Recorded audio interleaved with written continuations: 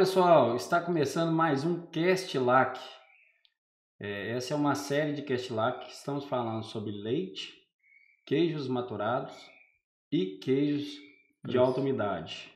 Eu estou aqui mais uma vez com o Éder Mesquita, que é o expert na área de queijos. E aí, pessoal, tudo bom? E ele vai falar para a gente hoje sobre queijos maturados. É isso aí.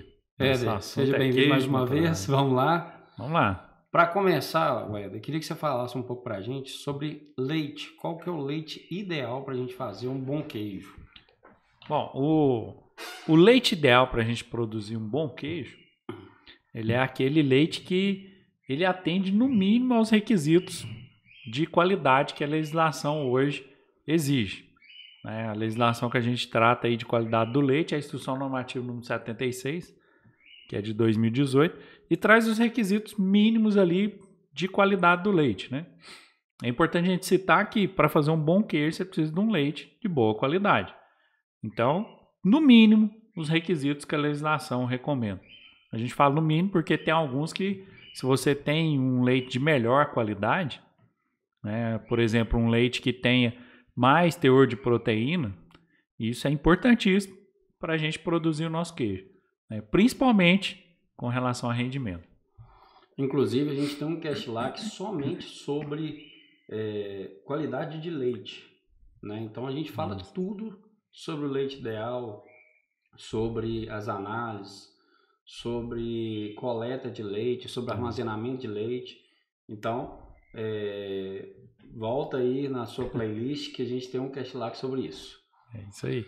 É da coleta até a recepção na empresa. E a questão da pasteurização? Pasteurização e padronização. Bom, o que a gente pode falar? Todo queijo, né? Hoje a gente está dedicando aqui mais aos queijos maturados, mas a gente precisa ter um cuidado tremendo com relação à pasteurização.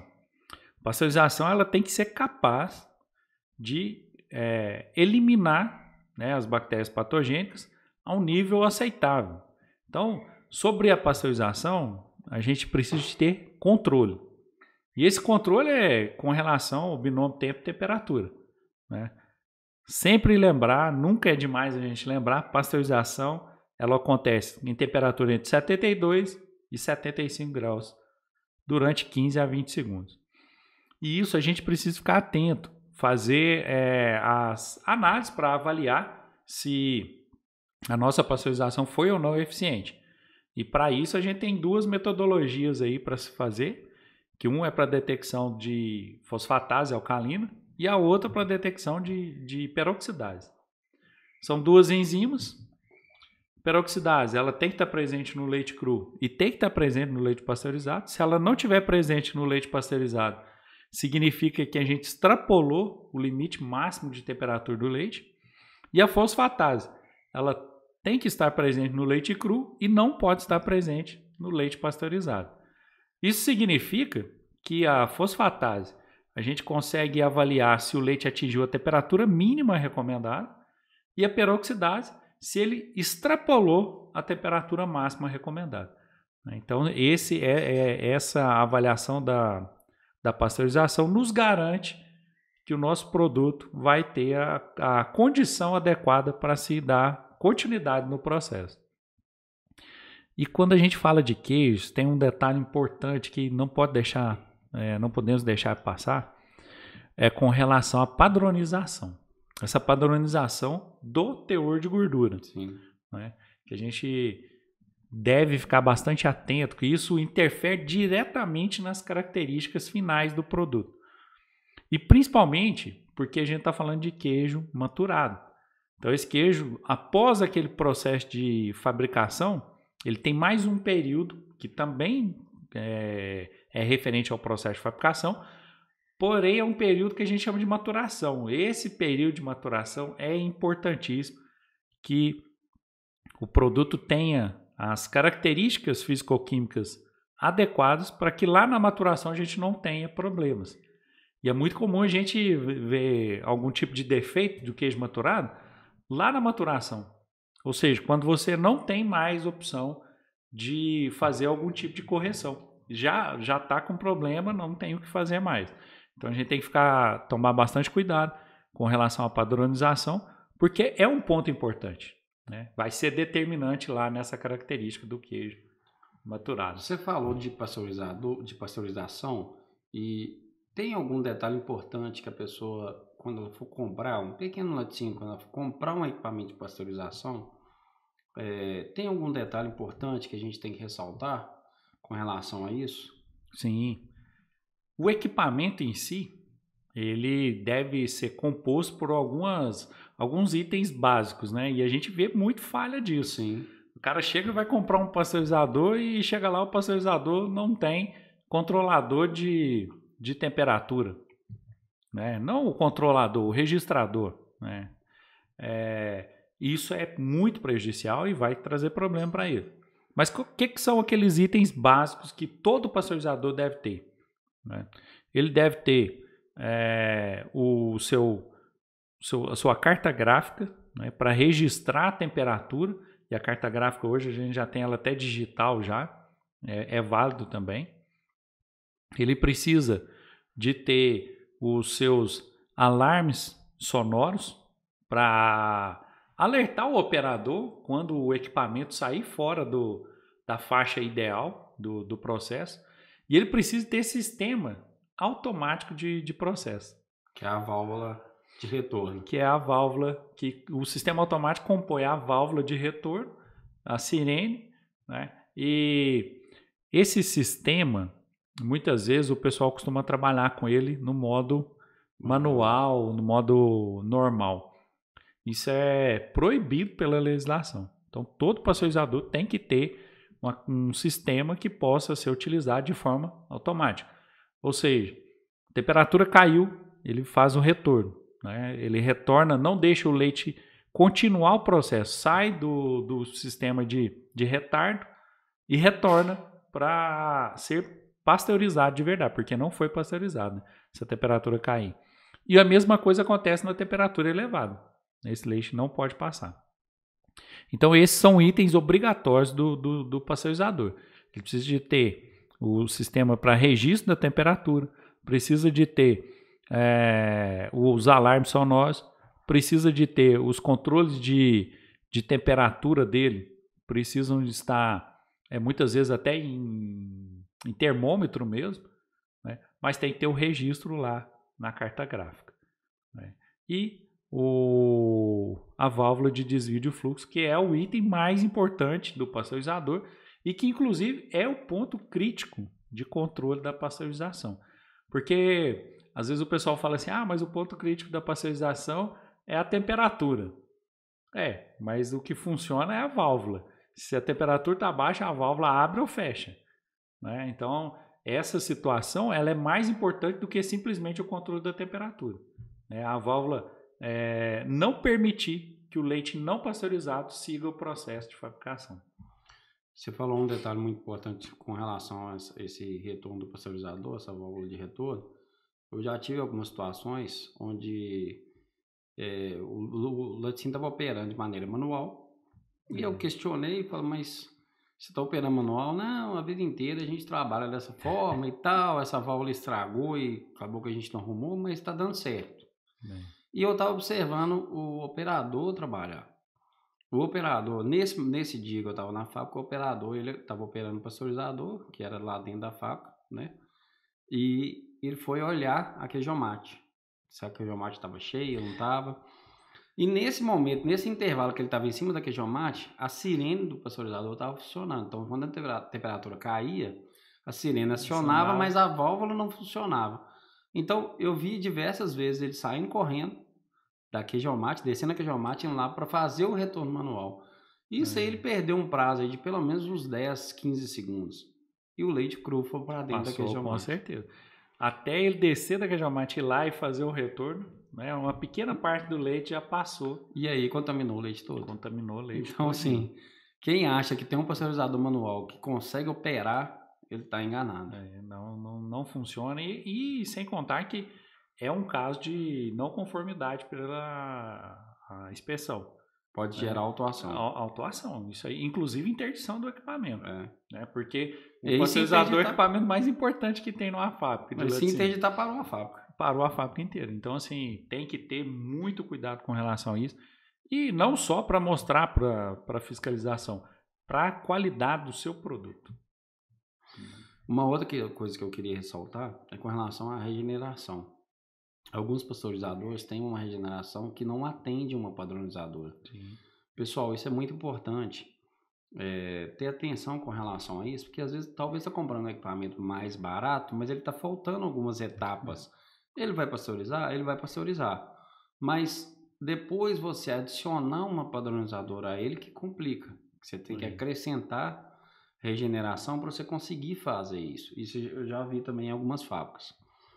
Então, o pasteurizador ele tem a parte de aquecimento, regeneração e resfriamento. Regeneração é uma troca de calor entre o leite que está entrando e o leite que está saindo. É uma troca entre placas, não tem contato, lembrando isso. E aí o leite vai para a padronizadora e faz a retirada de parte dessa gordura.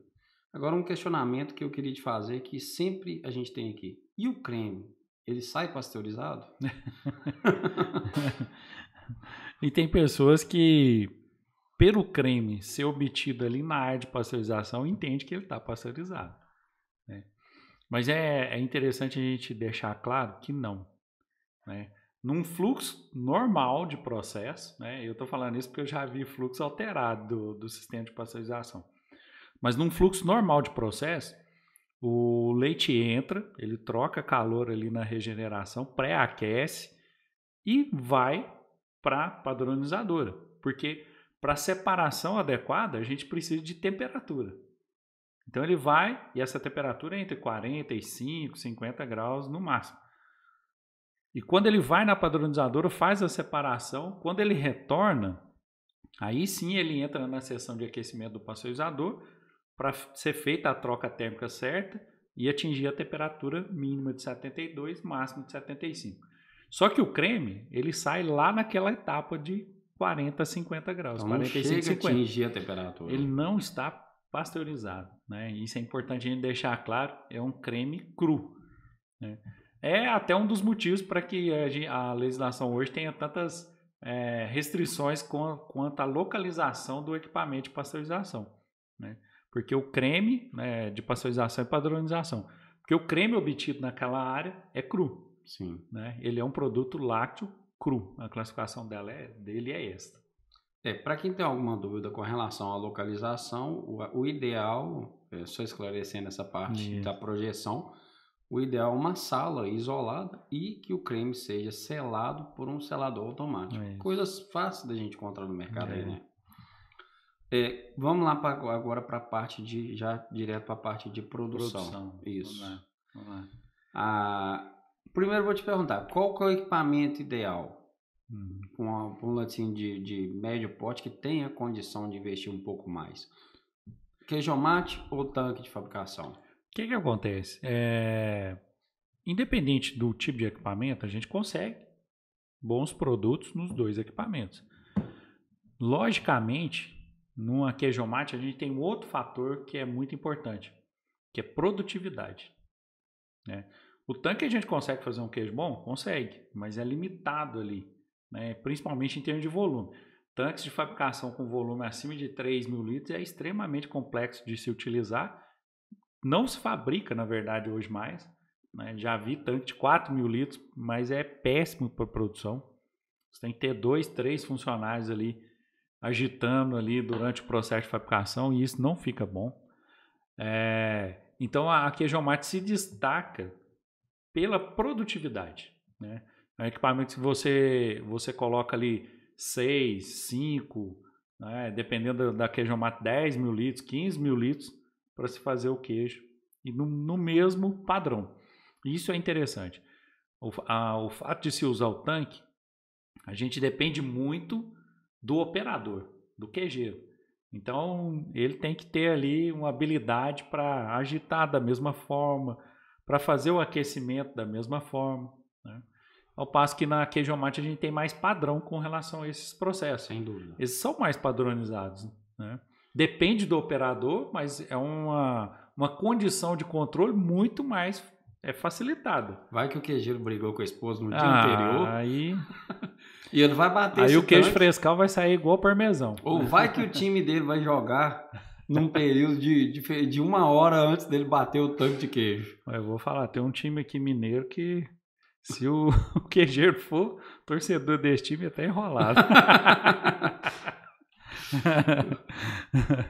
Mas é uma situação que, quando é possível o investimento, a Queijomate é um dos equipamentos que a gente mais recomenda, porque ela se paga. Sim. Né? Você tem um padrão de produto, inclusive a tendência é que você tenha um rendimento mais padronizado também.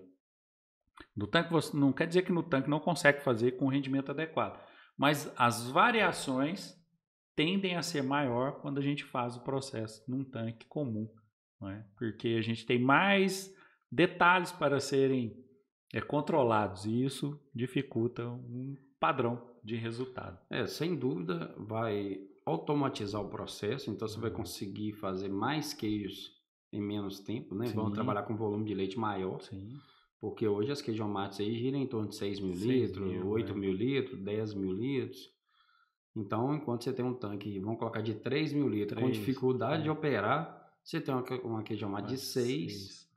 E que o que você faria com um tanque, você teria que fazer 2 bateladas, você faz uma queijomate. É isso que é a produtividade, né? A gente, o mesmo tempo que você gasta para fazer os 3 mil litros ali num tanque, você gasta para fazer os 6 mil, no mínimo, né? Ali na queijomate. Então, isso, o reflexo disso é produtividade. Você consegue acelerar os seus processos. E sem perder o padrão. Sem perder padrão. Isso é que é importante. Eu acho que isso é o mais importante de tudo. Porque padrão, se a indústria não tem padrão, ela não tem produto.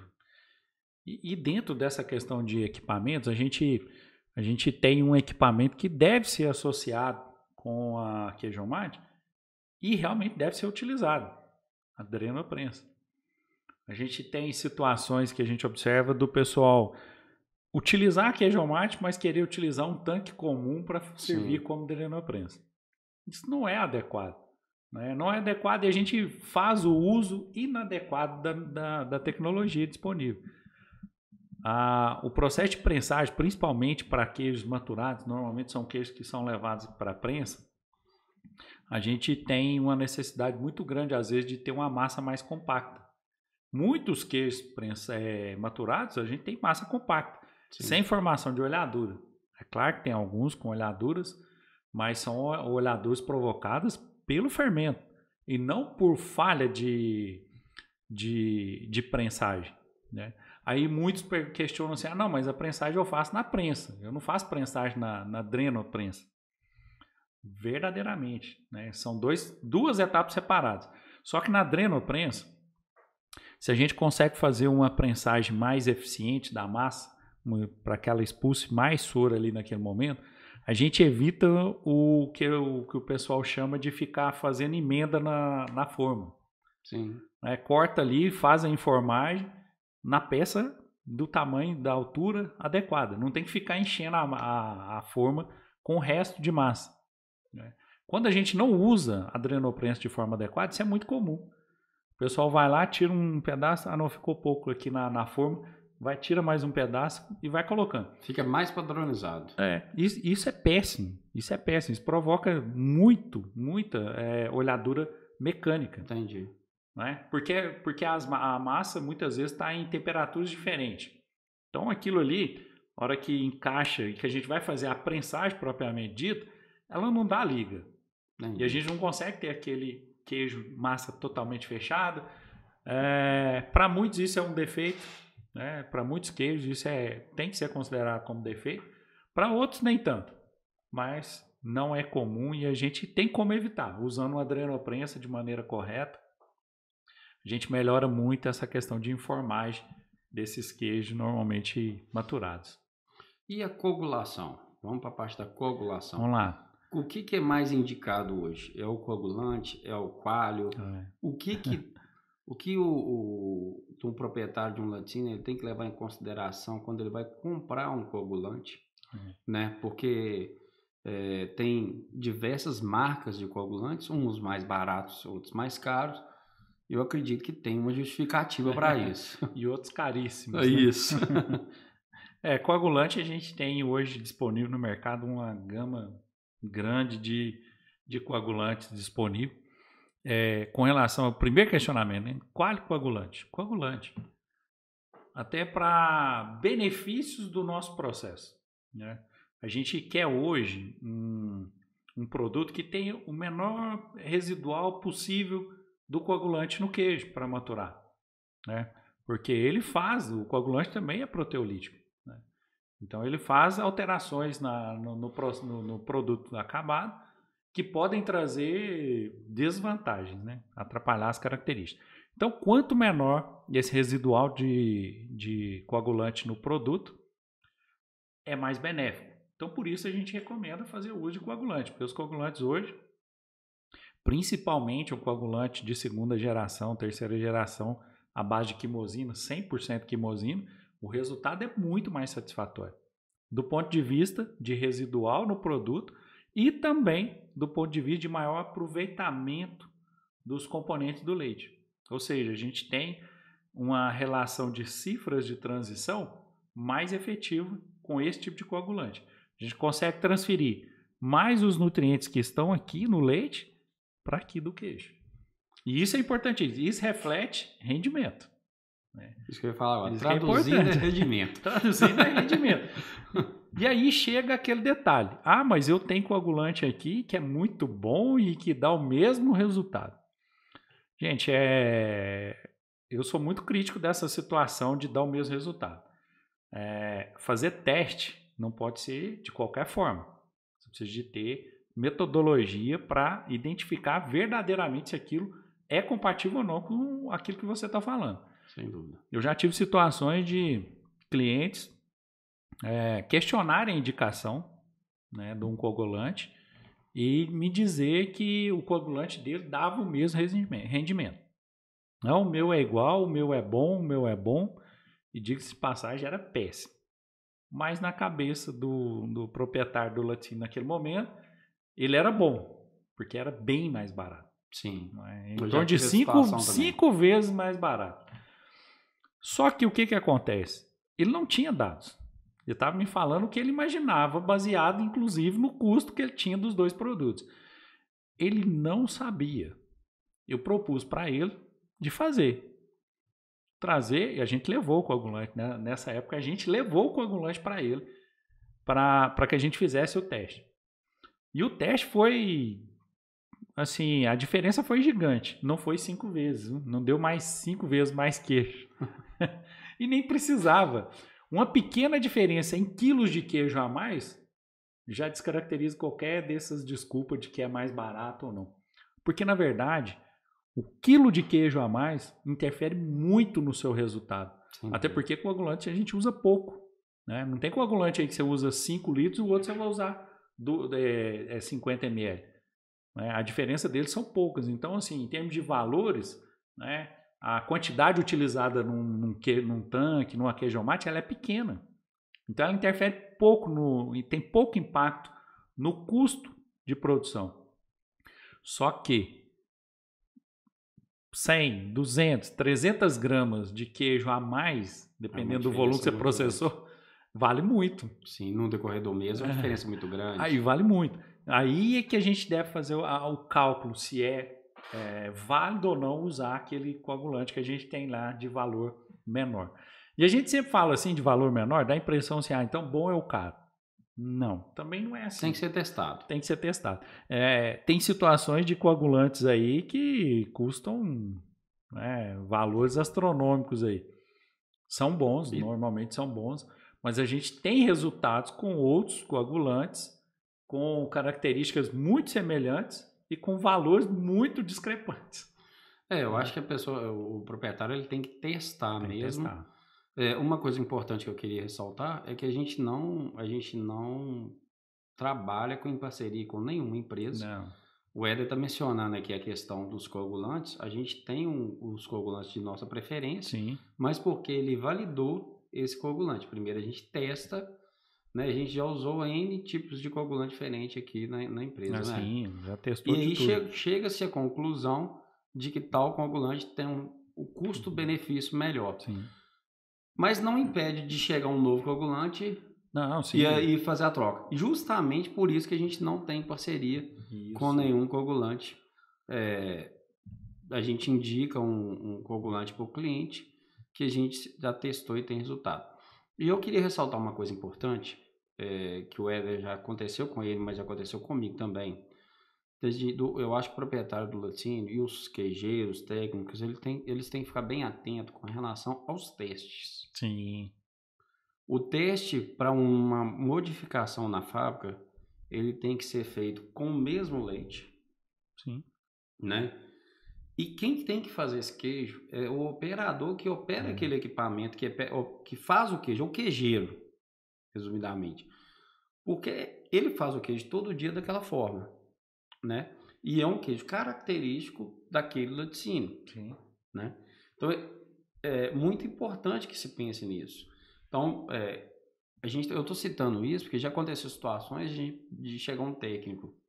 Tem muito técnico excelente, Sim. mas também tem gente no mercado que ele usa de artimanhas para favorecer o produto que ele quer vender. Isso. De maneira desleal, vamos colocar assim. Com certeza. Então, um caso que eu tive, o Éder tem mais casos para contar sobre isso, é que o grão que o técnico estava fazendo para mussarela, ele era maior do que o grão utilizado pela indústria. Então, automaticamente, Mais rendimento. você ia ter você ia ter mais umidade, você teria mais rendimento. As temperaturas foram alteradas, então sim, ou seja, o processo todo foi alterado. Realmente o produto deu um resultado maior, mas o queijo não foi de qualidade. Não era a qualidade que a indústria usava, ela tinha naquele momento. Então, descaracterizou o teste. Então, eu acho que é muito importante a gente passar isso para os proprietários, para os queijeiros e para os técnicos que estão ligados diretamente na indústria, de se questionar com relação a isso e acompanhar isso. Então, será que realmente é válido? Você falou essa questão do coagulante. O mais barato será que é o melhor? Nem sempre. O mais caro também será que é o melhor? Nem sempre. Então eu acho que é válido testar e com bastante serenidade isso aí. E teste, ele deve ser... Normalmente, né? Os vendedores, eles sempre querem fazer o teste. Não que não se deva fazer dessa forma, Sim. mas eles devem ser acompanhados. Né? E já deixar claro o método que se utiliza, como se faz aquele produto.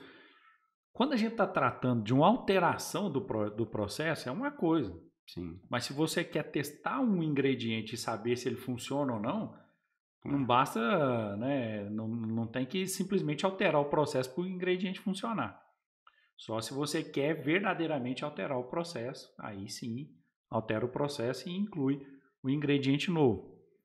Mas as características finais do produto também têm que serem avaliadas. É muito comum em queijos, principalmente queijo maturado, a gente fazer o teste e antes de maturar o queijo já querer saber o resultado. Bom, não é o adequado. A gente não terminou sabe. o processo, a gente né? não sabe. O processo de fabricação de um queijo maturado termina no último dia da sua maturação. Aí nós vamos ter uma relação adequada. Funcionou ou não funcionou. Uma coisa importante que eu vou pegar o gancho disso aí é com relação a obedecer de fato o tempo de maturação. A gente vai chegar na parte de maturação, mas eu não vou deixar de passar isso. Tem muita gente que acha que terminou de fazer um queijo de Minas padrão, por exemplo, não, esse negócio não preciso colocar o queijo para maturar, eu posso embalar esse queijo e soltar no mercado. O processo de maturação é uma etapa de produção. O queijo ainda está em produção. Então a gente tem que entender que ele tem que passar por aquele processo. Aí sim se tornar queijo parmesão. Ou queijo Minas padrão. Ou parmesão que seja. Se ele não passou por aquele período estipulado pelo regulamento técnico do queijo, ele não tem identidade daquele queijo. Ele não pode ser comercializado com aquela denominação de venda ali de queijo X. Né? E toda vez que o pessoal pensa em produzir um queijo maturado, isso é a primeira coisa que você tem que levar em consideração. Até porque câmara de maturação, a empresa tem que ter as câmaras em tamanho adequado. Isso é gravíssimo. Você não consegue nem aprovar um projeto para quem vai construir se a câmara não for compatível. E o volume tem que ser compatível também. Então, eu estou aproveitando porque isso aí é da parte de projetos e a gente acontece muito. Então, não adianta você mencionar num projeto que você vai produzir 200 quilos de parmesão por dia para colocar uma câmara que comporte isso, né? Você tem um projeto de uma câmara X, então eu vou colocar que a minha produção vai ser 200 quilos, que vai atender a câmara e vai passar o projeto. Vai. Só que se você fabricar mais do que isso, a fiscalização vai te pegar depois. Não tem espaço, né? Vai faltar espaço para maturação. E hoje o controle de maturação é muito cobrado pela inspeção. Sim, principalmente parmesão. Não, parmesão então nem se fala. Então assim, esse controle do processo de maturação, ele vai ser bem rigoroso. Então não adianta a gente tentar, não, eu vou deixar 30 dias, era para deixar 6 meses, mas eu vou deixar 30 dias e vou comercializar. A inspeção, ela tem meios de descobrir se o queijo está ali, né? Dá para rastrear, né? É uma situação que não resolve tentar enganar. Sim. Vai ser pego e muito pior, né? Ter ali a sua interdição do seu estabelecimento ou da sua linha de produção de queijo maturado, porque não obedece maturação de queijo. E é interessante que assim, a gente está falando de maturação, mas eu quero só citar um detalhe. Existem queijos que a gente tem capacidade de maturar na embalagem, outros não. Não que seja proibido, mas que não atinge as características adequadas. Eu falo muito do queijo parmesão, por exemplo. Numa embalagem comum, um queijo parmesão nunca vai atingir as características adequadas de um queijo parmesão. Ele vai ter o seu processo de maturação acontecer, mas as trocas, né, de gases aí entre o ambiente e o próprio queijo, elas não vão ser suficientes, porque a embalagem não vai permitir, para que se tenha um resultado satisfatório no produto final. É lógico que hoje a gente tem embalagem para isso. A gente tem embalagem que pode ser utilizada no processo de maturação, que vai permitir essas trocas e assim uma maturação adequada. Só que são embalagens caríssimas. Sim. Né? Então não tem viabilidade a gente deixar um produto 6 meses numa embalagem cara e ainda depois ter que trocar essa embalagem para fazer a comercialização. Né?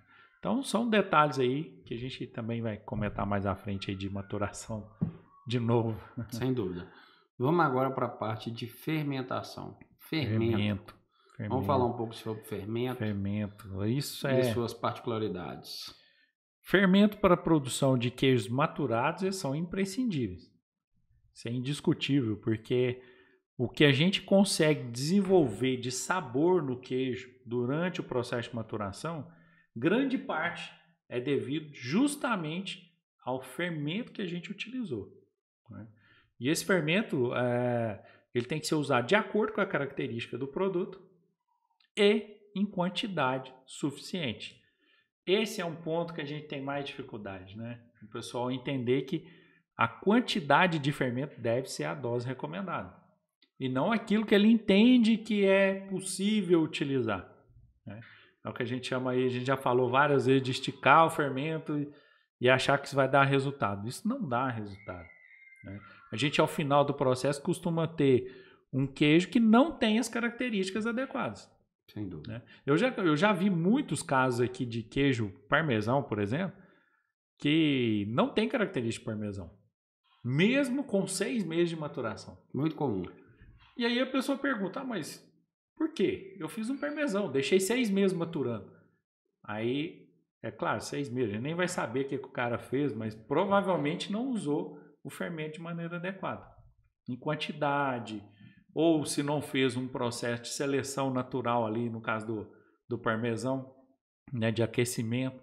Aí a gente, às vezes, porque tem pessoas que costumam fazer parmesão com 45 graus de temperatura, né? Isso do ponto de vista de você deixar 6 meses maturando, é inadequado. A gente vai ter ali um grupo de bactérias que vai se desenvolver muito mais rápido, né, do que o outro grupo, e consequentemente você vai ter uma característica diferente do queijo, né? Quando a gente tem essas características bem desenvolvidas no parmesão, é comum a gente observar até visualmente os cristais, né, de tirosina ali no próprio queijo. Ao passo que, se não for obedecido a esse tipo de situação, de fermento adequado, quantidade adequada, temperatura de cozimento adequada, a gente não consegue observar essa formação no queijo. Então, isso depende. Esse fermento que a gente usa depende muito do tipo de queijo. Cada queijo vai ter um fermento específico, né? Não adianta a gente também tentar fazer Minas padrão com fermento para queijo parmesão, né? A gente não vai ter. E outros fermentos, eles servem para vários tipos de queijo também. Tem fermento que a gente consegue fazer Minas padrão, consegue fazer queijo prato. Então isso vai variar de acordo com o tipo de queijo que a gente quer utilizar, né? Lembrando que uma situação muito interessante é com relação a uma pré-fermentação, uma pré-maturação do fermento no leite. O pessoal costuma fazer isso, principalmente em queijo mate, que demora um certo tempo para encher, colocar o fermento bem no início do enchimento da queijo mate, porque aí o fermento começa a acelerar, né? Começa a desenvolver rapidamente, principalmente fermento liofilizado, né? Que fermento liofilizado é um fermento que ele depende de uma pré-ativação para depois ele começar a se desenvolver. Ao passo que hoje a gente tem aí no mercado fermento congelado. O fermento congelado ele é muito mais rápido, né? Mas se a gente puder dar um tempo ali, uma pré-maturação ali para esse fermento, com certeza a gente vai ter um resultado muito interessante. E por que isso é interessante? Tem um detalhe muito importante, que os queijos maturados, a gente só salga esses queijos quando eles atingem o pH ideal. E é aí que o fermento entra. Ele entra com esse desenvolvimento, produzindo ácido lático e abaixando o pH, para depois a gente entrar para o processo de salgo. Então é importantíssimo o uso adequado do fermento, para que a gente não fique ali com um queijo Minas padrão, por exemplo, 6 horas ali esperando ele abaixar o pH para entrar na salmoura. E tem muita empresa que não respeita isso. Qual que é a consequência? A característica do queijo é outra. É um queijo sem o sabor característico de queijo Minas padrão. Isso eu estou falando do Minas padrão. No parmesão, pior ainda, né? A característica vai ser desenvolvida, vai levar muito tempo e não vai ser atingido. Então tem que ter esses cuidados para que a gente tenha essas características adequadas do queijo. Éder, e a gente está lançando aí, vamos aproveitar essa explicação que você deu aqui agora para a gente falar que a gente está lançando um curso que é o Laticínio Lucrativo. Laticínio Lucrativo, queijos lucrativos, né? Então você imagina, você aqui nesse podcast, você está vendo uma pequena palhinha do que é esse curso. Você imagina a riqueza de detalhe que tem dentro de um curso desse. Isso. Se aqui num podcast que a gente faz aqui em torno de 1 hora e meia, você já está dando toda essa explicação. Então, assim, pessoal, é muito importante que tenha conhecimento, você traga conhecimento para dentro do seu laticínio.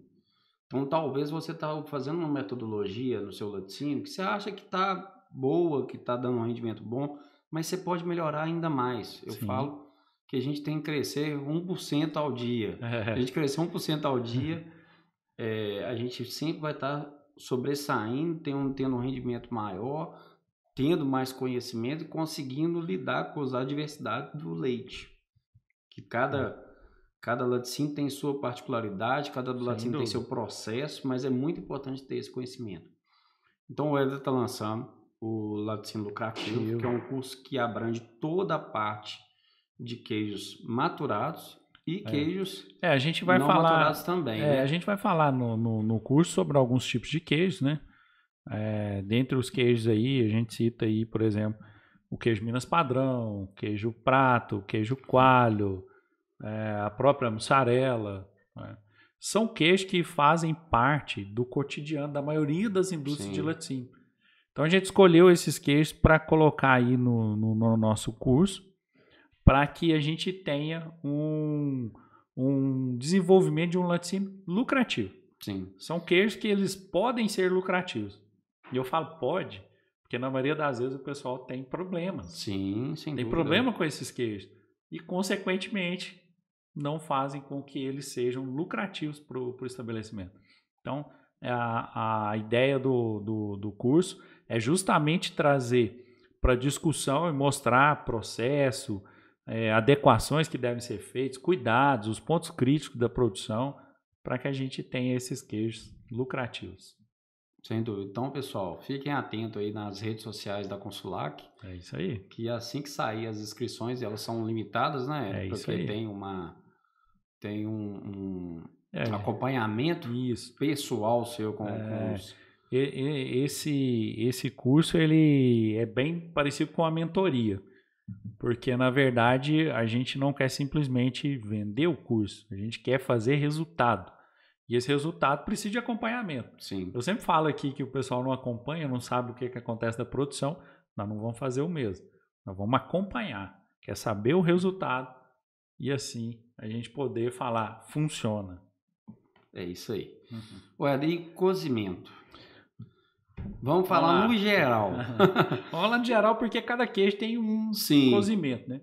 Mas isso é interessante demais, porque as pessoas imaginam que fazer queijo é tudo igual. Sim. Só muda lá a embalagem. Bolo, né? Só muda a embalagem ali. Vou mudar esse aqui. Esse aqui eu vou chamar de Minas Padrão, esse aqui eu vou chamar de meia cura, esse aqui eu vou chamar de parmesão. Não. Todo o processo ele é direcionado especificamente para cada tipo de queijo. E o cozimento é uma das etapas mais importantes para cada tipo de queijo. Porque nesse cozimento é que a gente define muito das características que o queijo vai ter lá no final do processo de maturação, né? Então a gente tem queijos que tem massa cozida, a gente tem queijo que tem massa semi-cozida, a gente tem queijo que tem massa crua, né? São diferenças que trazem características diferentes para o queijo. Então não adianta eu querer fazer um queijo Minas Padrão com a massa cozida. É completamente diferente. O queijo vai ficar completamente descaracterizado. Até porque o fermento que a gente usa, ele não é um fermento que suporta temperaturas de uma massa cozida, né? Então, são processos interligados, né? A gente usa um fermento, mas tem uma temperatura de cozimento adequada.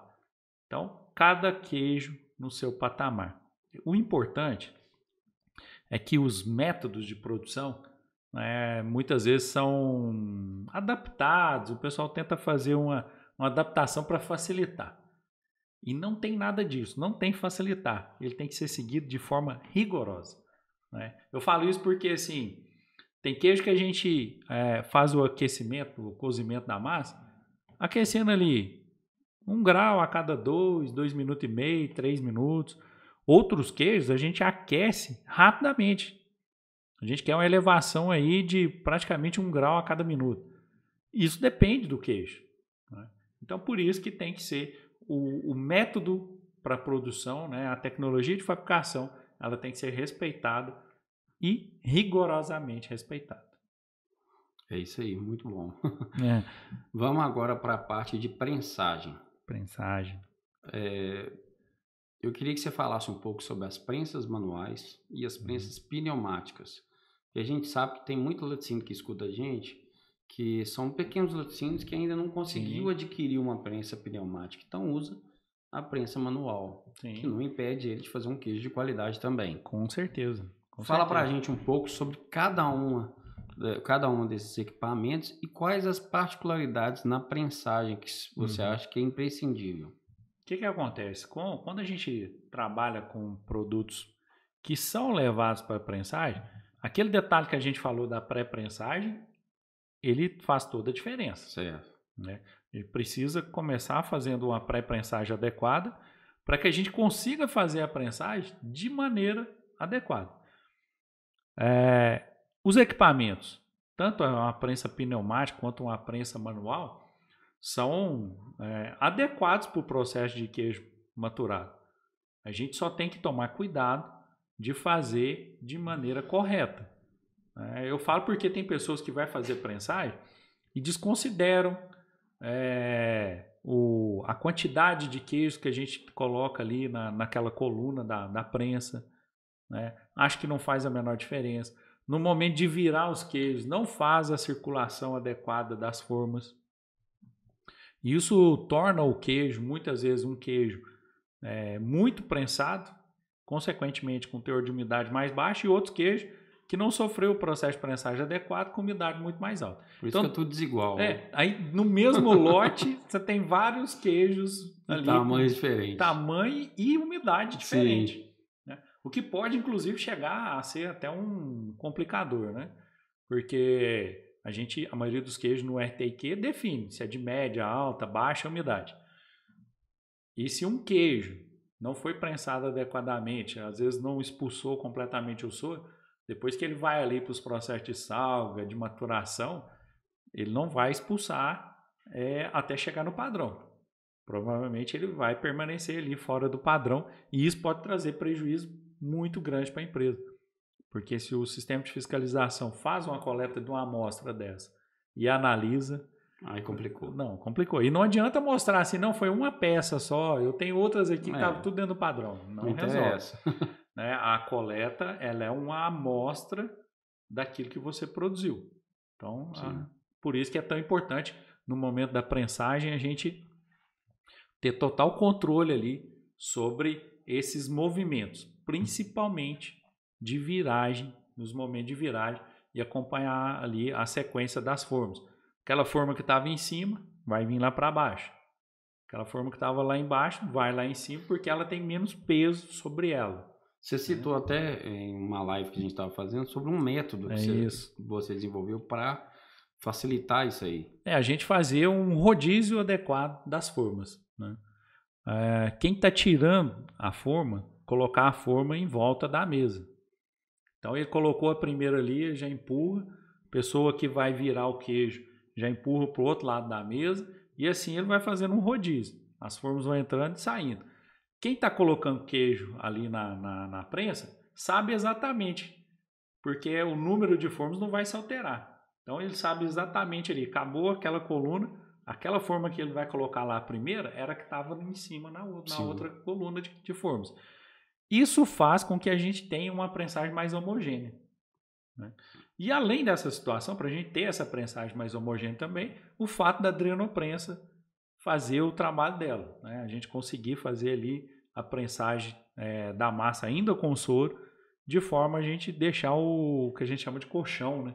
Ele fica parecendo um colchão ali de massa, normalmente na mesma altura, e que facilita a enformagem.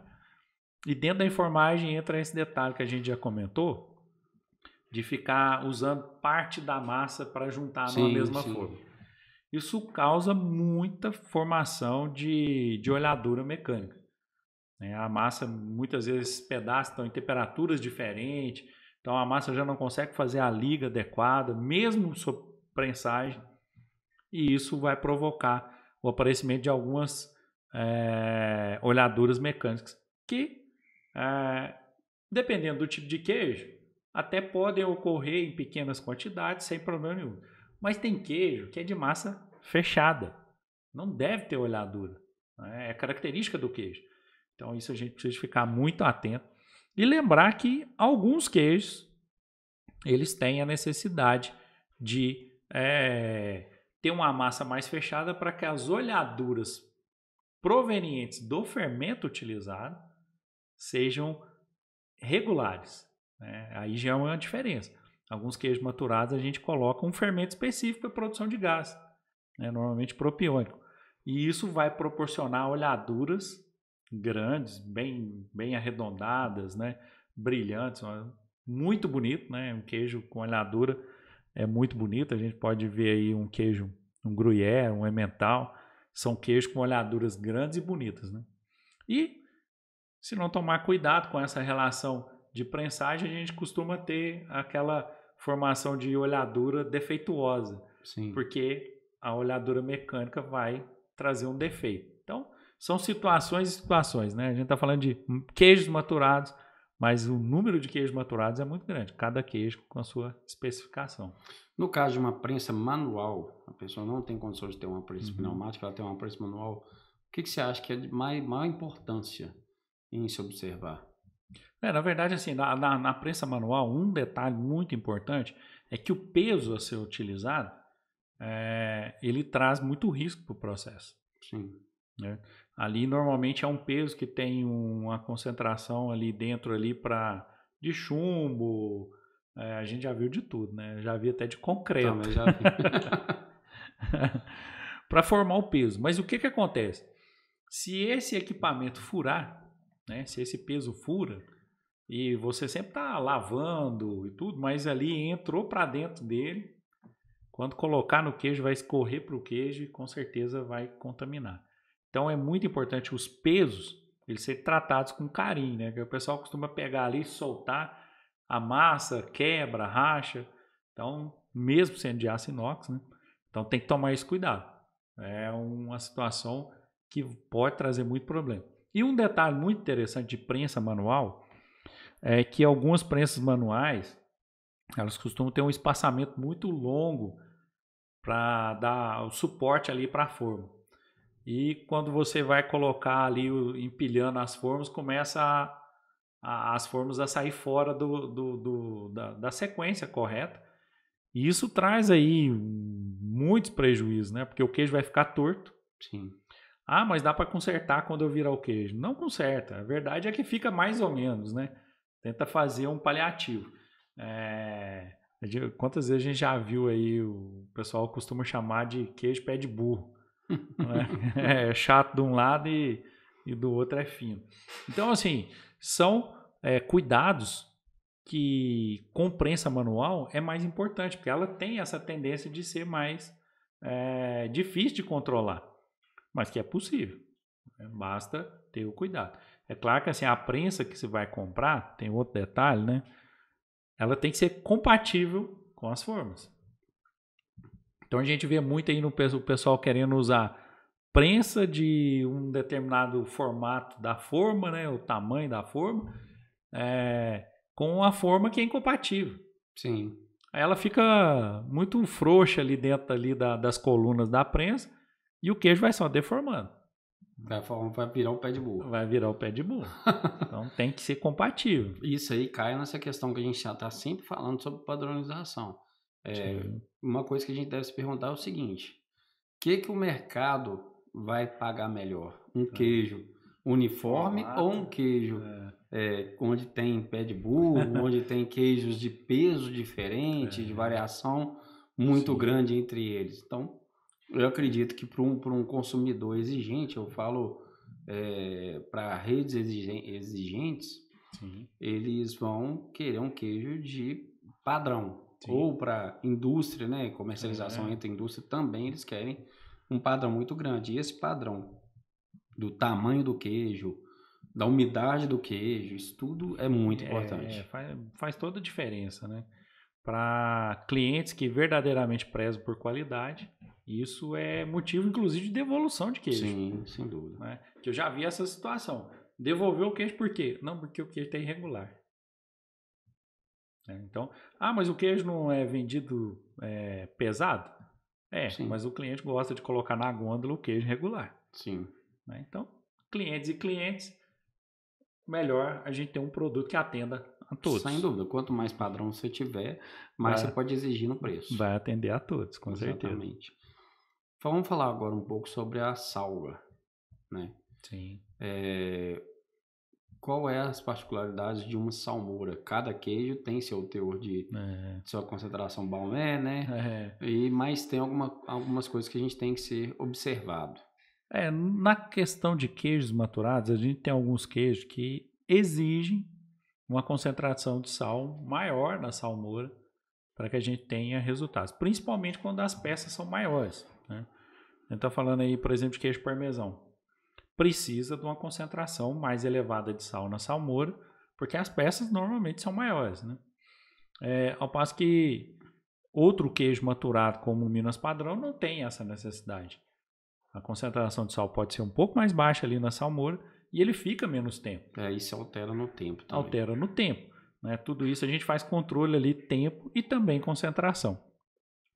Mas o interessante é que em ambos os casos a gente tem um detalhe que a gente deve observar.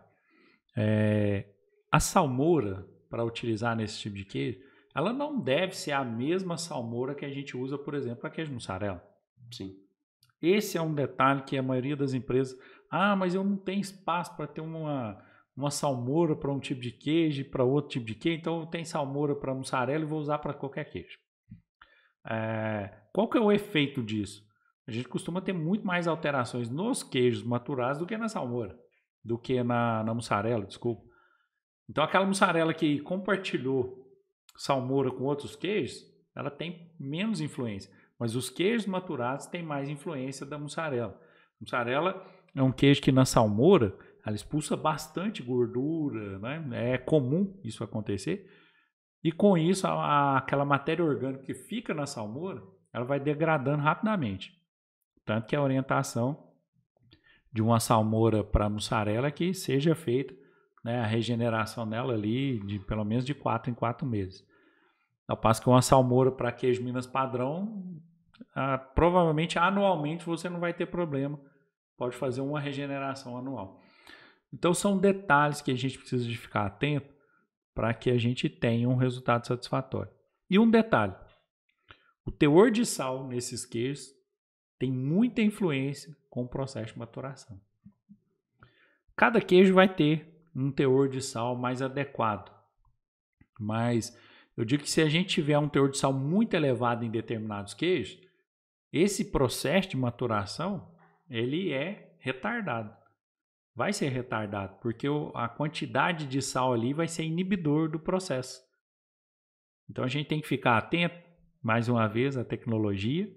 Uma vez que a gente tem uma tecnologia definida, fazer o uso dela rigorosamente. O que a gente mais observa é o pessoal tentando fazer adaptações. Não, esse queijo aí eu posso deixar ele um dia na salmoura, que é suficiente. Mas a tecnologia fala para deixar 30 horas. Não, mas eu costumo deixar 24, que funciona bem. Né? Então tem sempre um detalhezinho para atrapalhar. Mas quando a gente segue, né, a metodologia, o processo de fabricação rigorosamente, normalmente o seu resultado final é um queijo aceitável para qualquer cliente. Sim.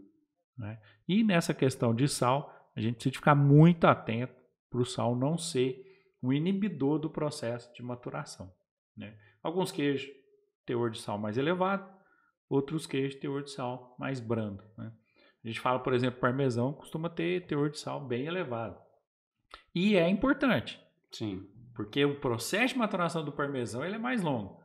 Ao passo que num queijo Minas Padrão, por exemplo, processo de maturação bem menor, a gente não precisa de um teor de sal tão grande que vai ser inclusive inibidor e não vai acontecer. Né? Vai ficar aqui queijo parecendo que a gente está mascando uma borracha, né? Ele não maturou. Então tem que ficar atento porque cada queijo tem o seu processo e deve ser rigorosamente atendido. Salmoura, você falou sobre... Eu queria que você falasse sobre... Você falou um pouco sobre o teor de sal, que não pode ser utilizado a mesma salmoura para o mesmo para diversos queijos. E tratamento da salmoura. Existe um tratamento? Pode ser tratado? Como que deve ser? Quando que deve ser? Sim. Salmoura normalmente é um ponto muito de grande possibilidade de contaminação dos queijos. Ali passa muitos queijos, temperatura, um lugar mais úmido. Então pode ocorrer de desenvolvimento, né? Mesmo em salmoura, né, que o pessoal fala, mas sal não é um inibidor? Mas a gente também tem muita matéria orgânica, principalmente na salmoura que a gente utiliza para mussarela. Então é interessante a gente fazer, antes de se fazer a regeneração dela, né, a pasteurização dela, a gente pode fazer tratamento periódico, né, semanal, mensal, de acordo com a necessidade. Né? Esses tratamentos normalmente são à base de alguns tipos de agente químico, né, que a gente pode utilizar. A gente tem alguns produtos aí que tem efeito bactericida, outros com efeito fungicida, é de acordo com o tipo de problema que está ocorrendo. Se meu queijo está dando muito mofo, não adianta você utilizar um agente bactericida para resultado de mofo. Você vai ter que utilizar um antifúngico. E assim, a gente deve avaliar. Mas eu não sei qual o tipo de problema que está dando na minha salmoura. O que eu uso? Então, usa um antibacteriano. Né? Aí, disponível no mercado, a gente tem vários produtos que podem ser utilizados. Dentre eles, a gente pode utilizar, inclusive, o próprio cloro, o hipoclorito de sódio. Sim. Né? É muito importante a gente lembrar uma coisa. Quando a gente faz uso desse tipo de produto, a gente tem um tempo que a gente deve aguardar para que haja um efeito daquele uso e depois fazer a utilização com o queijo. Não, né? Colocar o queijo logo em não sequência. Não colocar o queijo, né? logo em sequência. Isso aí é prejudicial, muito danoso para o queijo. Né? Principalmente quando a gente está falando de hipoclorito, por exemplo. Que o uso da salmoura depois de tratada com hipoclorito é no mínimo 10, 12 horas depois. A gente tem que aguardar esse tempo. Existem outros produtos que a gente pode utilizar, né, como o próprio peróxido de hidrogênio, é um antibactericida muito interessante, né, mas também precisa de tempo após sua utilização. Né. A gente tem outros como o biguanida, que é muito eficiente, esse já tem um espectro maior, consegue tratar bem a situação de bactérias e de bolos e leveduras. E aí é infinito o número de produtos que pode ser utilizado. Aqui é só para a gente ter uma noção que deve ser feito frequentemente, semanal, quinzenal ou mensal, de acordo com a ocorrência. Lembrando sempre, tratou, aguarda o efeito para depois fazer o uso com o queijo. A gente não ter problema grave aí. Então aí agora vamos para uma etapa primordial que dá um nome aos queijos, né? Que é a maturação. A maturação. A maturação é aquela etapa que a gente muitas vezes descola do processo de fabricação, mas ela está dentro. Sim, é o que a gente falou no início, né? Uma etapa de Faz fabricação. parte do processo, né? Tem que ser respeitada. Inclusive, até para que a gente coloque data de fabricação no queijo para embalar, o correto nos queijos maturados, a data de fabricação é o último dia da maturação. Isso é interessante. Aí o pessoal, porque antes o pessoal falava assim, queijo parmesão tem que ficar maturando 6 meses. Aí quando o queijo vai sair, eu tenho que colocar a data de 6 meses atrás. Não é assim que funciona. Tem que colocar do dia se você colocou a data do queijo de hoje, significa que aquele queijo terminou o prazo de maturação dele hoje, você embalou e ele já pode sair. Está apto a consumir. A ser consumido a partir daquele momento. Então, isso é uma definição da legislação. Sim. Isso está lá no RISPOA, né, que é o decreto 9013, 2017. Isso está bem claro no decreto. Deve ser considerado como o último dia da maturação, a data de fabricação do queijo. Implica num detalhe importantíssimo. Controle de rastreabilidade. O leite que foi utilizado naquele queijo, você tem que saber qual leite que foi. Mas o queijo foi datado com 6 meses para frente, eu não sei mais qual. Tem que ter controle. Sim. É para isso que existe o controle que a gente chama do programa de autocontrole de rastreabilidade. A gente tem que ter mecanismo dentro da fábrica capaz da gente conseguir linkar aquela data de fabricação que foi colocada no queijo com a data que efetivamente aconteceu a fabricação lá na sala de produção. Se não existir esse mecanismo, mais um motivo para o órgão de inspeção fazer autuação e, consequentemente, trazer muito problema aí para quem não consegue rastrear um queijo. Né? Então, e nesse processo de maturação, o que são os pontos que a gente tem que ficar mais atento? Temperatura da câmara de maturação é muito importante. Umidade da câmara, extremamente importante, afeta diretamente as características do produto. E espaçamento dos produtos. Eu falo espaçamento porque eu já cheguei em câmara de maturação que o queijo estava todo colado um no outro. Sim. Era Então parmesão. lá não circulava. Não circula, não tem, né? As trocas que a gente precisa de ter com o ambiente, elas não existem. Né? Vai existir só naquela parte ali que o queijo tem, né, contato, mas naquela parte que ele está todo colado ali não tem troca. Então é uma situação que deve ser corrigida. O queijo tem que ter espaçamento entre uma peça e outra para que a circulação de ar seja suficiente, para que as trocas, né, entre o queijo e o ambiente ali sejam efetivos e a gente possa produzir os aromas específicos de cada fermento. Né? E para isso, temperatura é muito importante. Né? Não adianta a gente tentar, por exemplo, maturar um queijo parmesão a 5 graus. E tem pessoas tem pessoas que entendem que não, isso é bom, porque quanto mais baixa a temperatura, melhor para o queijo. Não, nessa etapa do processo de fabricação, não é bem assim. A gente precisa da temperatura de acordo com o adequado. No caso do parmesão aqui, a gente tem temperaturas aí entre 14 e 16 graus como ideais para o processo de maturação. Ao passo que a gente pode ter outros queijos, como o queijo Minas Padrão, por exemplo, que a temperatura de 10 a 14 graus a gente já consegue fazer a maturação adequada. Ah, mas por que dessas diferenças? Porque nós usamos fermentos diferentes. Sim. As cepas ali naqueles fermentos são diferentes, as necessidades daquelas bactérias para desenvolver e produzir aromas são diferentes. Por isso a gente utiliza temperaturas diferentes ali durante o processo de maturação. Outro ponto muito importante do processo de maturação, virar os queijos. Sem dúvida. O pessoal costuma colocar lá na câmara e achar que eu vou tirar o queijo lá o dia que terminar o processo de maturação. Não. O queijo tem que ser virado frequentemente. Não digo todos os dias, no caso do processo do queijo parmesão, mas pelo menos nos primeiros dias o parmesão deve ser virado diariamente, até ele formar uma certa casca e a gente ter menos problema.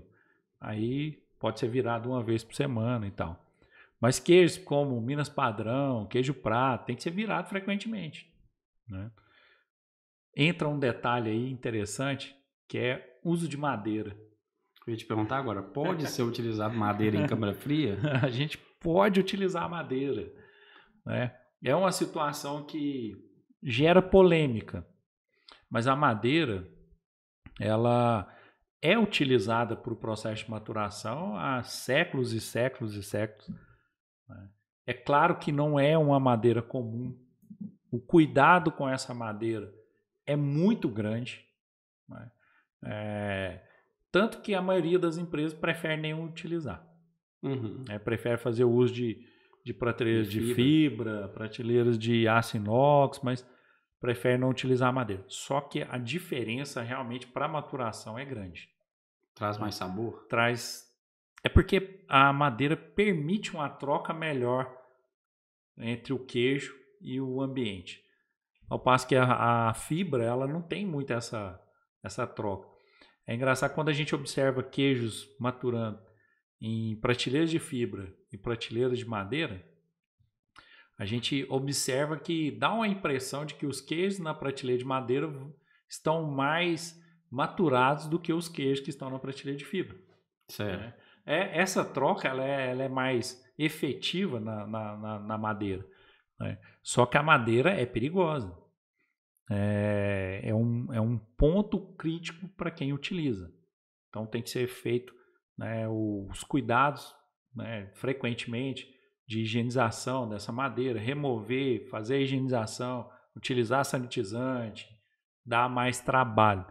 Mas normalmente tem um sabor aí mais acentuado os produtos que utilizam madeira para maturação. Né?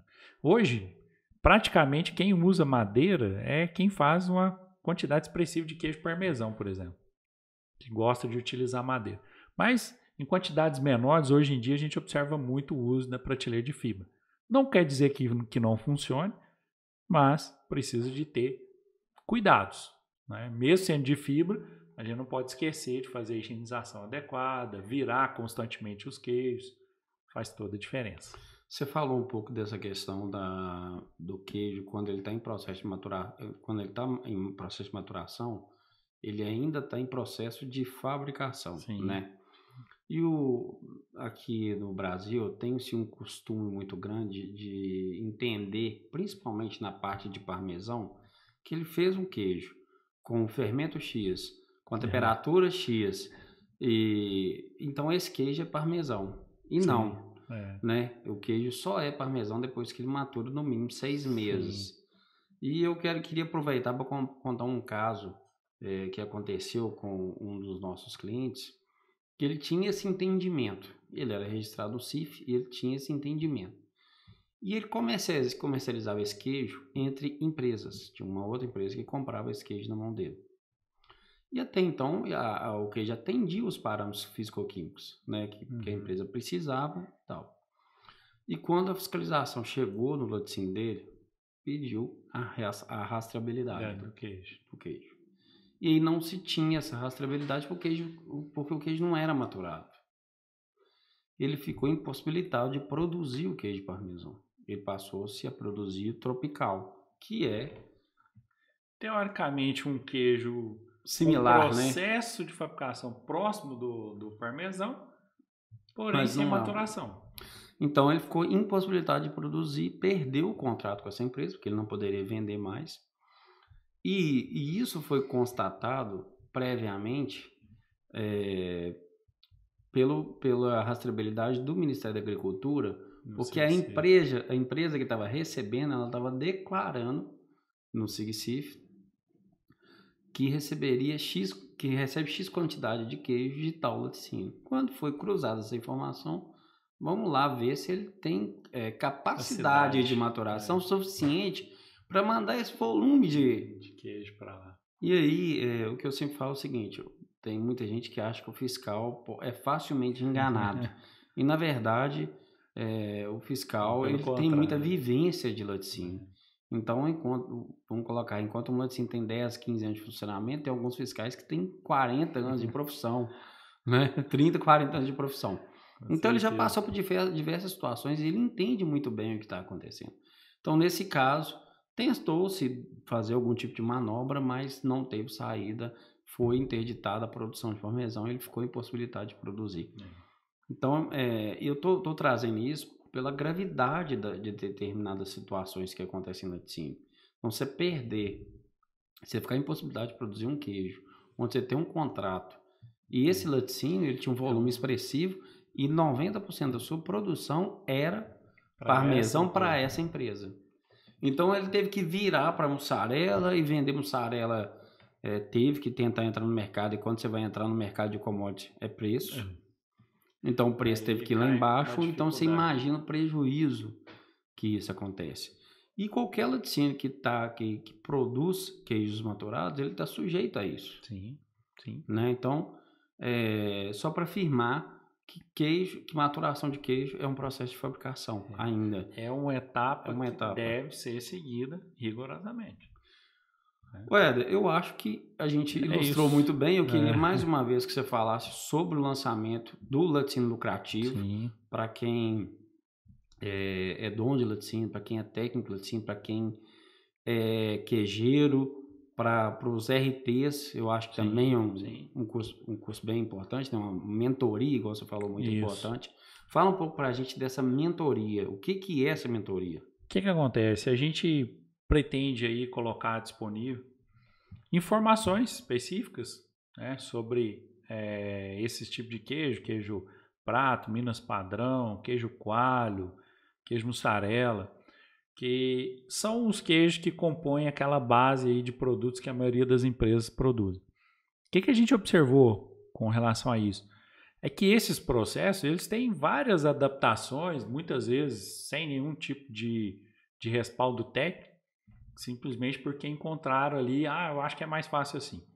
Não, a gente sintetizou ali num curso, mostrando detalhe por detalhe de cada etapa do processo de fabricação, para que a gente tenha no final um queijo que atenda às características, né, físico-químicas, microbiológicas e sensoriais para o mercado, mas também sejam queijos lucrativos, queijos que apresentem rendimento adequado.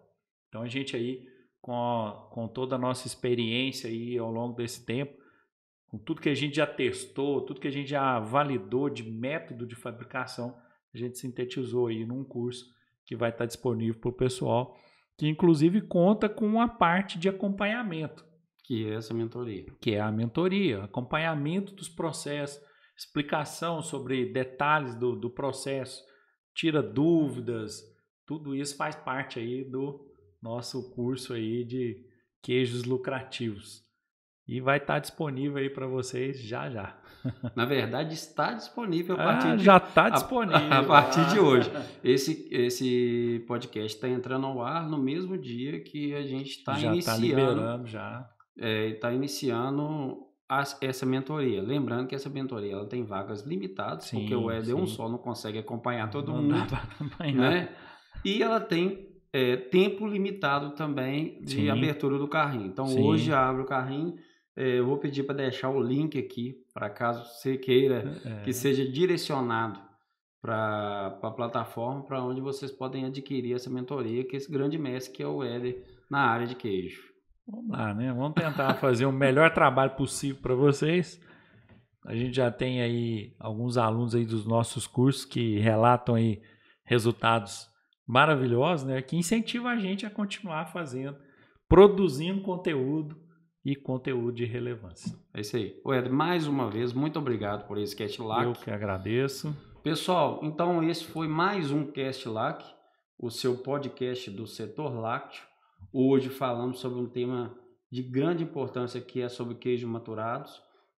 São queijos tradicionais na indústria brasileira. Provavelmente você que está nos escutando agora fabrica algum tipo de queijo maturado na sua indústria. E com o Éder Mesquita, que sempre está aqui para trazer esse conteúdo para a gente. Muito obrigado, pessoal. Até a próxima.